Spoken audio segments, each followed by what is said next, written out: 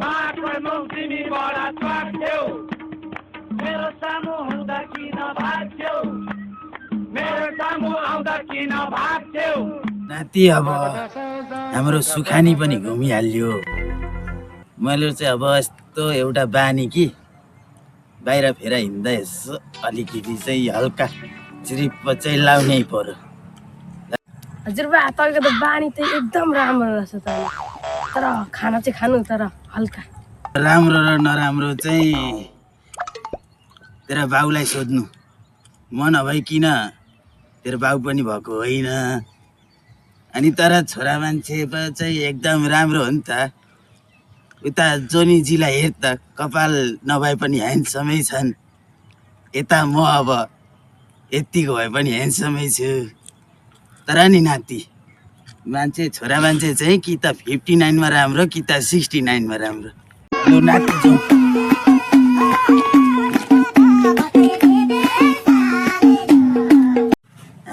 नाति अब त्यहाँ भित्र को छ बोला बोला यसो त हान्नु परिगयो दाइ को हुनु त घरमा निक्लिनु न मान्छेले यहाँ खरो पल्टिसक्यो कतिखेर आउँछन् कोनी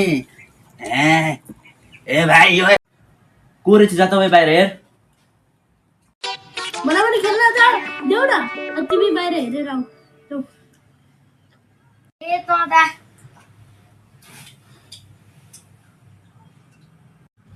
उनीहरूलाई पनि अब खेल्न पठाइदिनु पर्यो अनि म पनि उठेर घरको काम गर्नु पर्यो को आएछ बाहिर हेर्नु पो पर्यो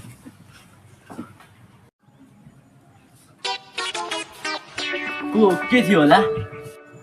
बाबु यहाँनिर यसो पाइन्छ पाइन त पाइन्छ तर अस्तिको बाँकी चाहिँ पाइन्छ कि पाइँदैन पैसा त हातको मैला न हो अस्तिको पनि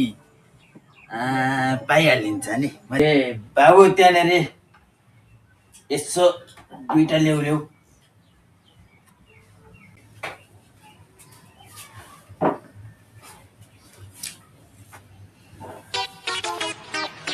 यो खाइसकेपछि अस्तिको पनि दिनु अनि यो अहिलेको पनि दिनु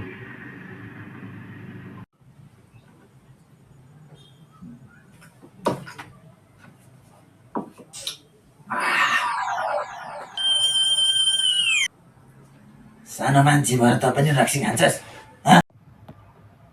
यो 2 गिलास चाहिँ कसको लागि किनेको यो एउटा चाहिँ पैसा परेको अनि यो एउटा चाहिँ फेरि चाख्ने त्यस्तो पनि हुन्छ र झन् बाबाले विदेशदेखि दाना दुनीको झोल खानु भनेको छ बुढेसकाल भयो हड्डी खिन्छ भनेर झन् तपाईँलाई दाना दुनीको झोल खानु भनेको छ तपाईँ चाहिँ यहाँ रक्सी खानै बस्नुहुन्छ तपाईँलाई हाम्रो बाबालाई नभने छोड्दै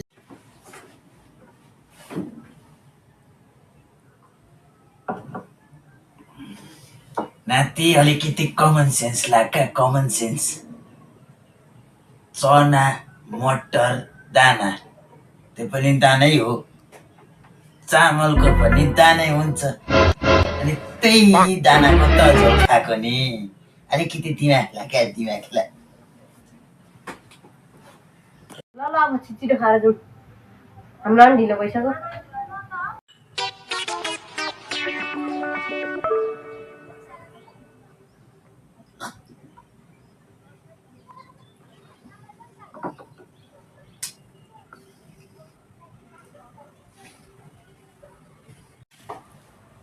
के गरी खाएको हजुरबा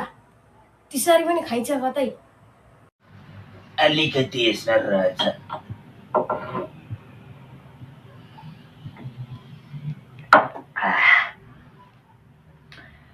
छिटो खाएको नि नाति अनि तैँले छिटो खानु कि छिटो खाने भनिस् ल अब पैसा दिएर चिउँला के को कन्थलो यहाँनिर झगडा नगर्ने यहाँनिर पर गएर झगडा गर्नु अनि आज गर अस्तिको गर 200 रुपियाँ भयो तपाईँको छिटो गरेर दिनु अब मसँग त पैसा सोइसो त छैन पो होला अब यसो गरेन त्यो खातामै लेखौँ हुँदैन हुँदैन दिइहाल्नु है अब बाबु मसँग कहाँ पैसै छैन ओहो त 1000 जितिहाल्नु नि अनि ठुलो मान्छे यहाँनिर व्यवहार किन बोल्ने यसलाई त चुप लाग मान्छेलाई यहाँ